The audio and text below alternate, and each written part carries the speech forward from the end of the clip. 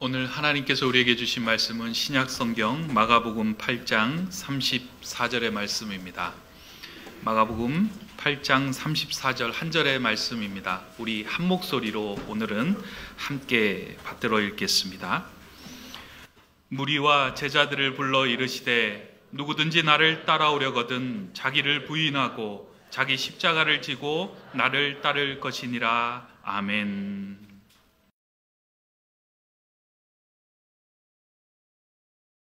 여러분 사랑합니다. 사랑합니다.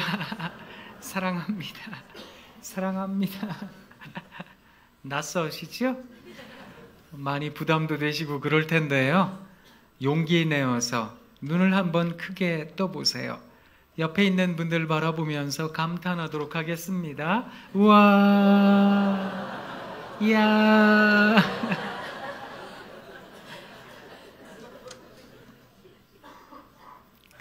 나의 마음의 모든 말과 나의 마음의 묵상이 주께 연락되기를 원하네. 생명이 되신 주, 반석이 되신 주, 나의 입술의 모든 말과 나의 마음의 묵상이 주께 연락되기를 원하네.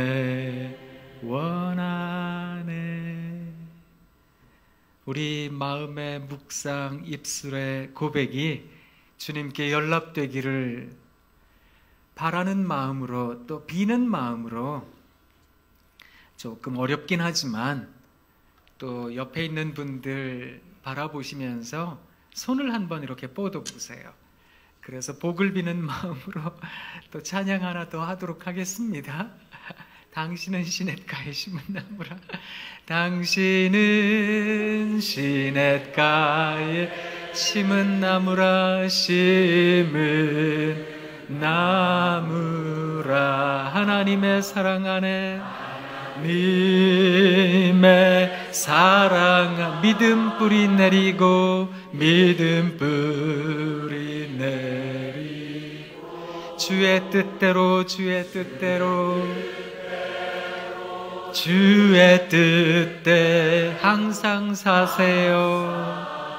살아가세요. 여러분 사랑합니다. 사랑합니다. 우와, 야. 오늘 우리들에게 주어진 하나님의 말씀 가지고 은혜 누리기를 원합니다. 그런데 오늘 우리들에게 주어진 말씀은 무척이나 어렵게 여겨지는 말씀입니다. 그래서 이 말씀에서 은혜를 받기가 어렵다, 혹은 이 말씀을 따라 살기가 어렵다라는 생각이 들기까지 하실 겁니다. 사실 우리 주님을 따라가려거든 자기를 부인할 수 있을까? 또 내 십자가를 지고 주님을 좇을 수 있을까? 그걸 생각하면 우리 마음이 영 어두워질 수도 있기 때문입니다. 어쩌면 넉넉한 인생을 살아가노라면, 이런 문제도 사라지고 저런 문제도 없다면, 그렇다면 자기를 부인한다는 게 그리 어려운 일 아닙니다 라고 생각이 되어지실지도 모르겠습니다. 또 그저 자기에게 주어진 십자가, 그거 잘 지고 갈 수 있습니다 라고 여기실지도 모르겠습니다. 그런데 삶이 어렵고 힘들잖아요. 그러면 주님을 본받기가 어렵다는 생각을 합니다. 우리 주님께서 보여주셨던 십자가의 길을 걸어갈 수 있을까? 자기를 부인하는 모습을 닮아갈 수 있을까?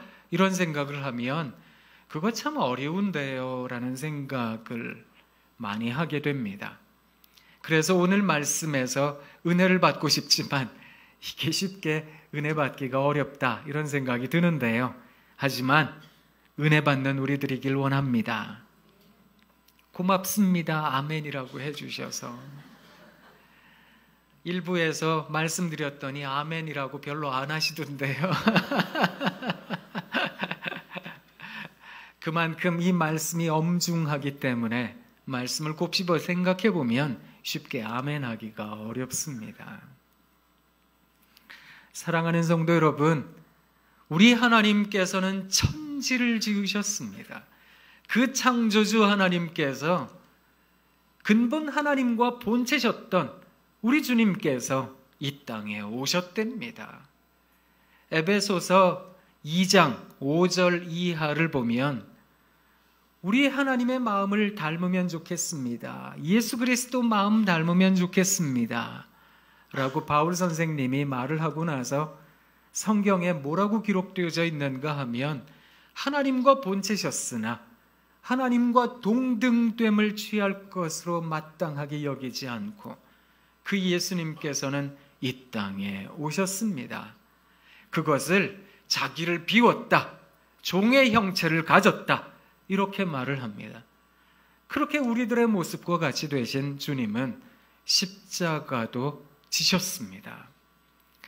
이것을 어렵게 설명을 하자면 자기를 초월한 거다, 혹은 자기를 산산조각 낸 거다, 해체한 거다, 자기를 내려놓은 거다 이렇게 말을 할 수 있는 겁니다. 여러분, 신적 존재가 인간이 되었다, 그런 주님이 우리들에게 요청하고 있는 겁니다. 여러분의 마음과 생각, 뜻과 정신, 세계관, 삶의 모습, 습관, 관습이 무엇이든 여러분 스스로를 부인해야 됩니다. 그렇게 말씀을 하고 있는 겁니다. 이게 얼마만큼 어려운 건지 아세요, 여러분? 제가 여러분들에게 그걸 보여드리기 위해서 잠깐 퍼포먼스를 할 텐데 놀라지는 마시고요. 한번 경험해 보세요.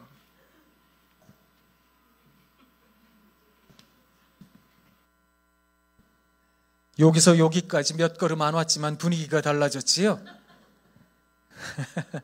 제가 이 마이크를 들고 아래로 이렇게 내려올 거라고는 1분 전까지만 해도 상상을 못 하셨을 겁니다. 이제 예배가 시작이 되고 나서 조금 안정감을 갖고 설교를 하면 이제 좀 좋을 수도 있겠는데 라고 생각을 했는데 느닷없이 이렇게 내려오니 마음 한켠이 불안해지실 겁니다. 그리고 이렇게 다가오는 이 걸음 속에 그 불안은 점점 커지실 텐데요. 아무리 조금 여러분이 저에 대하여 익숙해지셨다 할지라도 이렇게 느닷없는 상황이 펼쳐지면 마음에 저항감이 드실 겁니다. 어딜 가까이 오느냐고, 네 자리로 돌아가라고. 사실 이렇게 다가오는 이런 모습은 불편함을 갖게 할 거거든요. 한번 경험해 보시겠습니다. 죄송합니다. 이 불안함을 없애려고 저를 덥석 안으셨어요. 네. 멀리 있다고 방심하지 마세요. 제가 어디로 어떻게 갈지 모르시잖아요. 삶이란 어차피 어디로 튈지 모르는 거니까. 인생이란 언제 어려움이 올지 모르는 거니까. 그러다 보니 가늠한 대로, 예상한 대로, 예측한 대로 되지 않는 것들을 발견하게 되시면 마음 한켠이 꽤나 좀 불안해지실 겁니다. 사실 우리 모두에게 이런 불안이라는 것은 감당하기 어려운 부분이 있기도 한 거거든요. 혹시 이렇게 한번 해보실래요? 이렇게 한번 해보세요. 저를 따라 이렇게 한번 해보시는데 한번 흔들어 보세요. 팔꿈치에 누가 닿나요? 네. 혹시 안 닿으세요? 그러면 굉장히 편안한 자리에 지금 앉아 계시는 겁니다. 누가 닿잖아요? 그러면 그분이 나랑 친한 사람이면 그래도 괜찮아요. 그런데 처음 보는 사람이 팔꿈치에 닿아요. 그러면 꽤나 신경 쓰이실걸요. 그래서 우리는 이 팔꿈치에 닿지 않기 위해서 열심히 돈을 법니다. 그래서 대중교통을 타도 여기에 누가 닿지 않게 하기 위해서 돈 좀 더 쓰고 우등고속을 타고 돈 좀 더 내고 특시를 탑니다. 비행기를 타면 비즈니스를 타고 1등석을 탑니다. 근데 돈을 많이 못 벌면 또 물론 아낄 수도 있어요. 요 사이에 누가 들어오는 좌석에 앉습니다. 일반실 혹은 비행기를 타면 이코노미, 여기에 사람이 닿거든요. 이거 꽤나 불편하게 지금 가고 계시는 겁니다. 제가 왜 이 말씀을 드리는가 하면 이것을 일컬어 심리학자들은 최소한의 자기 공간이라고 말을 합니다. 이 최소한의 자기 공간을 갖고 싶은 게 우리 모두에게는 굉장히 중요한 안정감의 요소가 되기도 합니다. 아무리 친하고 좋은 사람이라도요, 요 사이에 누군가가 느닷없이 오면 이걸 사람들은 때로는 폭력적이라고 느끼기까지 합니다. 그래서 이렇게 다가가면 우리 김영민 집사님 죄송해요. 이 사이로 누가 다가오면 싸우자는 거지 지금, 이런 생각도 하는 거거든요. 이 최소한의 자기 공간이 있다는 게 무엇을 말하는지 아세요? 여러분, 환대도 어느 정도 한계가 있더라는 겁니다. 사람 용서하는 것도 받아들이는 것도 한계가 있더라는 겁니다. 한번 생각해 보시죠. 진짜로 오래간만에 내 사랑하는 친구가, 그것도 외국으로 이민 갔던 친구가 10년 만에 고국이라고 방문을 한답니다. 여러분 댁에 며칠 동안 머물게 하실 수 있으세요? 한 일주일은 괜찮으세요? 근데 이 친구가 일주일 있다가 보니까 한 달 정도 있고 싶대요. 괜찮으세요? 점점 고개를 가로젓는 분들이 많아지시잖아요. 한 달 있어 보더니 너랑 좀 같이 지내고 싶어 영원히 이러면은 이거 적잖이 부담되실걸요. 생각해 보면 우리들의 환대에는 어떤 한계가 존재한다, 이런 생각을 합니다. 우리가 가지고 있는 수용, 누군가에 대하여 받아들이는 마음, 이게 과연 가능할까? 사람에 대하여 생각하고 이해하는 것도 마찬가지입니다. 우리는 어떤 프레임에 갇혀 살아가는 존재인지도 모릅니다. 서울대 심리학과 교수인 최인철이라는 교수가 프레임이라는 책을 썼는데요. 자기의 프레임 안에서 이게 무슨 말인가 하면 경험, 내가 그동안 경험한 그 경험 안에서 누군가의 행동을 판단하는 겁니다. 그래서 그 경험 안에서 내가 예전에 경험해 본 경험이라면 나 그 사람 이해할 수 있어 라고 말을 합니다. 그런데 이 경험 안에서 도저히 나랑 맞춰보려고 해도 맞춰지지가 않으면 나는 이해가 안 돼, 그 사람, 이렇게 생각을 합니다. 이해 안 되는 사람들에 대해서는 우리는 그 사람을 멀리 하려고 합니다. 이런 차별적 성향이 생겨나게 되어 있는데요. 그래서 불란서의 학자 가운데 질 들레즈라는 사람은 누군가를 이해하고 누군가를 정말 만나기 위해서 우리는 무엇을 해야 될까? 무엇 되어보기를 해야 되더라는 겁니다. 그 사람이 한번 되어보자는 겁니다. 근데 이게 거의 불가능한 것이기 때문에 이 사람이 주장했던 바는 자기가 가지고 있는 생각, 습관, 경험, 이것들을 산산조각 내야 된다고 말을 했습니다. 근데 사실 이것을 우리 주님께서 보여주고 계시는 겁니다. 그래서 그는 하나님과 같은 존재셨지만 하나님께서 이 땅에 오셨다는 겁니다. 그것을 자기 초월이라, 자기 부인이라, 자기 해체라 이렇게 말을 하는 겁니다. 이건 너무나 힘든 거거든요. 사실 여러분 생각해 보세요. 내 옆에 있는 사람을 이해하기가 쉽다고 생각하세요? 아니요. 우리는 이해하기보다 그 사람 탓하고 싶어하는 사람이거든요. 학자 이름 가운데 조금 그렇긴 하지만 르네 지라르라는 사람이 있습니다. 이 사람이 문화의 기원이라는 책을 써서 아주 유명해졌는데 책을 한 권 또 썼어요. 희생양이라는 책을 썼습니다. 이 희생양이 뭘 말하는지 아세요? 우리는 남 탓하기를 굉장히 좋아하더라는 겁니다. 운전하다가 차가 막히잖아요. 그럼 자꾸 남 탓하고 싶어져. 옆에 있는 사람 탓이요. 특히 배우자요. 당신이 1분만 먼저 나왔으면 이렇게 안 막힐 거 아니야. 왜 이렇게 꾸물꾸물거려? 옆에 누가 없으면 세상 탓을 해요. 사람이 왜 이렇게 많은 거야? 다 없어져야지 이 사람들. 이런 생각도 하거든요. 자기 생각에 갇혀 살 때가 참 많습니다. 앞에 있는 사람 뭐 마음이야 상관없이 그 혹시 지하철 타고 가시다가 자리에 이렇게 사람들이 다 앉아 있으면 서서 가잖아요. 어디에 쓰면 좀 일찍 앉겠다 싶어가지고 딱 거기에 섰어요. 이 사람이 안 일어나는 거예요. 근데 이 사람이 갑자기 가방을 막 주섬주섬 하더니 막 거기 보던 핸드폰도 막 집어넣고 그래요. 아, 내리겠구나 싶었는데 안 내려요. 그러고 막 이렇게 보는 거예요. 어디서 내리나 막 여기 지금 여기 어딘가 곧 내리겠구나 또 기대했는데 안 내려요. 그럼 막 이런 게 올라오거든요.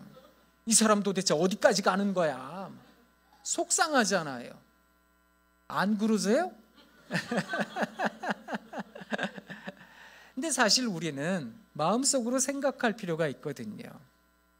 나는 원래 서서 가는 사람이야.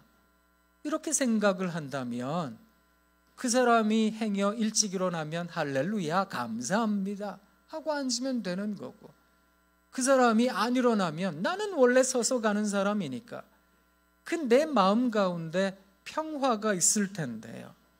나는 원래 서서 가는 사람이야, 나는 원래 이렇게 지내는 사람이야 라는 생각은 내가 이 정도 되는 사람인데 내가 여기 앉아야 되는데 이런 자기 생각으로부터 한번 스스로를 내려놓는 사람인 거거든요. 그러면 마음이 좀 편해지실 텐데, 왜 기차 일반실에 타도 그 외 보면 팔걸이가 이게 얇은 팔걸이가 하나가 있잖아요. 이건 도대체 누구 걸까? 이 생각을 하시잖아요. 그래서 거기 행위 올려놨다가 저 사람이 혹시 불편할까 싶어서 얼른 내렸다가, 근데 나는 그렇게 조심조심하고 이렇게 있는데 당당하게 쫙 벌리고 앉은 사람 옆에 앉으면 이게 지 건가? 이런 생각이 들어서 화가 난다고요. 어쩌면 우리들 마음 가운데 내가 생각하는 나의 어떤 습관과도 같은 철학이요. 세상이 이래야지, 사람이라는 존재는 이래야 되는 거야, 이게 바른 세상이지 라고 생각하는 것도 어쩌면 내려놓아야 되는 것은 아닐까. 왜 그것을 해야 되는지 아세요? 왜 자기를 부인해야 되는지 아세요? 우리가 이 시간 에베소서 2장 16절로 18절 말씀을 같이 한번 읽어보도록 하겠습니다. 위에 띄워드렸으니까 같이 한 목소리로 읽어보도록 하겠습니다. 또 십자가로 이 둘을 한 몸으로 하나님과 화목하게 하려 하심이라. 원수된 것을 십자가로 소멸하시고 또 오셔서 먼데 있는 너희에게 평안을 정하시고 가까운 데 있는 자들에게 평안을 전하셨으니 이는 그로 말미암아 우리 둘이 한 성령 안에서 아버지께 나아감을 얻게 하려 하심이라. 아멘. 그리스도께서 스스로를 부인하셨던 것은, 십자가를 지고자 하셨던 것은 막힌 담을 허무시는 일이고요, 먼데 있는 사람과 가까운 데 있는 사람을 화목하게 하시는 것이었습니다.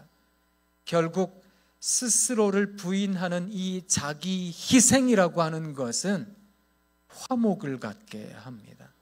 그것을 위해서 주님께서는 우리들에게 요청하고 계시는 겁니다. 사랑하는 성도 여러분, 그런 점에서 오늘 본문에 있는 말씀을 윤리적이거나 도덕적 개념으로 받아들이셔서는 안 됩니다. 이 말씀을 우리들의 삶의 현장에 대입을 한다면 우리는 지금 공동체를 형성하려는 사람들이잖아요. 덕소, 시은소, 하나님의 전에서 서로 다른 생각, 서로 다른 출신, 서로 다른 배움을 가지고 있지만 하나의 공동체를 가지고 가려면 우리 안에 아주 중요한 화목, 화평이 이루어져야 되지 않겠습니까? 이걸 어떻게 이뤄낼 수 있을까요? 결국에는 스스로를 희생하는 방법밖에 없지 않겠습니까? 우리 주님께서 그것을 말씀하고 계시는 겁니다. 보세요. 우리 주님께서 내가 곧 길이요 진리요 생명입니다. 그거 선언하시고 나서 세상이 두 쪽 났습니다. 한쪽은 주님 안에 속한 세상, 또 다른 한쪽은 주님 밖에 있는 세상. 주님 안에 있는 우리들이야 행복합니다. 그런데 주님 밖에 있는 사람들은 이게 어떻게 느껴지는지 아세요? 그래 자기들끼리 좋자는 얘기지 이걸 사람들은 싫어합니다. 그래서 기분 나빠하고 나중에는 이걸 폭력으로 받아들이더라고요. 그런데 진리를 선언하신 우리 주님께서는 진리만 선언하신 게 아니라 자기를 희생시키셨습니다. 십자가 위에서 단번에 자기를 죽이심으로 그의 진리를 드러내셨던 겁니다. 그래서 진리가 선언되어질 때에 어떤 왜곡되어질 수 있는 모습들을 극복하셨던 겁니다. 마찬가지 논리인데요. 우리가 진리를 담은 사람들이라고 한다면, 복음을 가진 사람들이라고 한다면 조금 희생할 줄 알아야 됩니다. 그러질 않잖아요. 그저 자기가 가지고 있는 기득권을 유지하려고 하고 내 거라고 얘기를 하기로 하고, 그래서 자기 가족들만 잘 먹고 잘 살려고 하면 우리는 그 사람이 말하는 진리의 선언을 진리라고 받아들이지 않을 겁니다. 그것을 일컬어 어쩌면 가식적이라고, 저 사람은 겉과 속이 다른 표리부동한 사람이라고 그리 말하게 될 테니까요. 죄송해요. 자꾸 시켜서. 옆에 있는 분들 한번 쳐다보세요. 훌륭해 보이세요? 아유, 다행입니다. 근데 행여 잘 모르는 분 앉아 계세요? 그렇다면 힘을 내서 한번 고백해 보도록 하겠습니다. 우와, 이야. 마음에 쏙 들고 예쁘고 말도 잘 듣고 그러면 누가 우와 못하겠습니까? 그런데 이 사람 누군지도 모르고 또 언제 또 볼 사람인지도 모르고, 아니 그걸 더 넘어서서 진짜 밉고 싫고, 그런데 우와 한다는 건 제정신이 아닌 일이잖아요. 이 제정신이 아니라는 말을 자기 부인이라고 말을 하는 겁니다. 나를 과연 내려놓을 수 있을까? 그런데 우리 주님께서 자기를 내려놓으셨잖아요. 십자가를 지셨잖아요. 너무너무 괴로워하셨던 주님께서는 겟세마네에서 땀방울이 핏방울처럼 될 때까지 기도하기도 하셨잖아요. 그게 고통스럽기 때문에 그렇거든요. 그런데 이 고통을 우리 주님께서는 우리들에게 요구하고 계시는 겁니다. 그래서 이 말씀에 대해서 너희는 나를 따라오려거든 자기를 부인하고 자기 십자가를 지고 좇으라고, 이 말씀에 대해서 아멘하기가 쉽지가 않은 겁니다. 하지만 이 말씀에 대해서 아멘할 수 있는 것은 우리 주님의 뒤를 쫓아가려는 우리들이 날마다 회개하기 때문입니다. 그래서 회개라고 하는 건 기독신앙인들에게는 무척이나 중요한 것인데요, 구원이라고 하는 것은 단번에 주어지는 하나님의 선물입니다. 마음으로 믿고 입으로 시인해서 주어지는 아주 간단한 그런 선물이기까지 합니다. 이 대단한 선물이 거저 주어졌습니다 라는 느낌까지 듭니다. 이 하나님의 은혜를 받은 사람들은 날마다 성화의 삶을 살아야 됩니다. 이 성화의 삶의 기초는 자기 부인입니다. 이것을 뭐라고 말하는가 하면 회개라고 하는 겁니다. 또 잘못했습니다, 또 잘못했습니다 반복적으로 하는 것, 그게 영 마음에 안 내키시죠? 괜찮습니다. 우리는 사람이기 때문에 또 잘못하고 또 잘못합니다. 다만 또 잘못했습니다, 또 잘못했습니다 하면서 당당하게 여기셔서는 안 됩니다. 그것은 회칠한 무덤 같은 겁니다. 또 잘못했습니다, 또 잘못했습니다 하면서 마음에 진심 어린 진정성이 있으셔야 됩니다. 주님, 저를 불쌍히 여겨주십시오. 우리가 예배 중간에 조금 전에 참회 기도를 드렸잖아요. 그 참회 기도를 드렸던 것처럼 주님, 저를 부숴주십시오. 제가 가진 생각, 알량한 경험, 제가 알고 있는 지식, 이걸 부서뜨리고 내려놓고 하나님만 붙잡게 해주십시오. 그것을 고백하는 사람들마다 이것이 자기를 부인하고 십자가를 진다는 것이 그저 윤리적 도덕적 교훈이 아니라는 걸 알게 됩니다. 거기에 은혜가 있기 때문입니다. 저도 얼마나 불안하겠어요. 이렇게 내려와 가지고 설교하는 거예요. 그냥 아무렇지도 않은 듯 설교하는 것 같으시죠? 지금 다리가 후들거려요. 지금 마음도 힘들어요. 그렇지만 여러분 서 계신 곳에서 한번 내려와 보십시오. 분명히 자기 희생처럼 느껴져서 불안하고 슬프고 나는 정처 없이 걸어가는구나, 이런 생각도 드실 겁니다. 그런데 그것을 통해 화해를 이루실 수 있으실 겁니다. 그래서 내가 받은 이 은혜를 누군가의 풍성함을 위해 나눠줄 줄 아는 독소 가족이 되면 참 좋겠습니다. 찬양대 우와 사랑합니다. 우와 이야. 그렇게 살아가시는 여러분 되시길 부탁드립니다. 이쯤 되면 이제 설교가 끝난 것 같다, 이런 생각도 드시잖아요. 그걸 누가 알아요? 옆에 있는 분 쳐다보시면서 별로 잘 모르긴 하지만 이 사람 별로 안 훌륭한 것 같은데, 이런 생각이 드실 수도 있지만 또 한 번 더 우리를 부인하는 마음으로 감탄하겠습니다. 우와, 이야. 그래서 세상에 대해서 우아하는 것, 사람에 대해서 이야 하는 것, 그거 자기를 부인하는 겁니다. 그렇게 내 마음에 들지 않는 세상, 나를 힘들게 하는 사람들과 함께 그래도 공동체 만들어 볼게요. 형제가 연합하여 동감이 어찌 그리 선하고 아름다운고. 시편 133편에 있는 말씀은 이게 왜 아름답다고 얘기하는지 아세요? 거의 불가능에 가까우니까. 그래서 헐몬의 이슬이, 헐몬산의 이슬이 내림 같다고, 아론의 수염에 기름이 흘러내리는 것 같다고 성경이 그렇게 얘기를 하는데, 이건 거의 불가능한 일들이기 때문에 그렇거든요. 그런데 그 불가능에 도전하려는 사람들, 독소 가족들 아니겠습니까? 그래서 이 가족들과 함께 만나시면서 목장도 하시고 또 함께 모여 기도도 하시고 여러 가지 사역도 하실 때 마음에 안 드시지만 우와, 이야, 아이고 민망하지만 그렇게 늘 우와 이러고 사시는 우리 모두가 되길 원합니다. 기도하겠습니다. 하나님 참 고맙습니다. 이 자리에 독소 가족들이 모여 있습니다.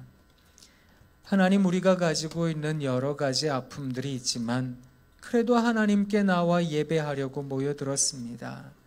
이 자리에 있는 사랑하는 성도님 한 분 한 분 지켜주세요. 그래서 어렵지만 우아하고 자기를 내려놓을 수 있는 우리 모두가 되게 하옵소서. 예수님 이름으로 기도합니다. 아멘.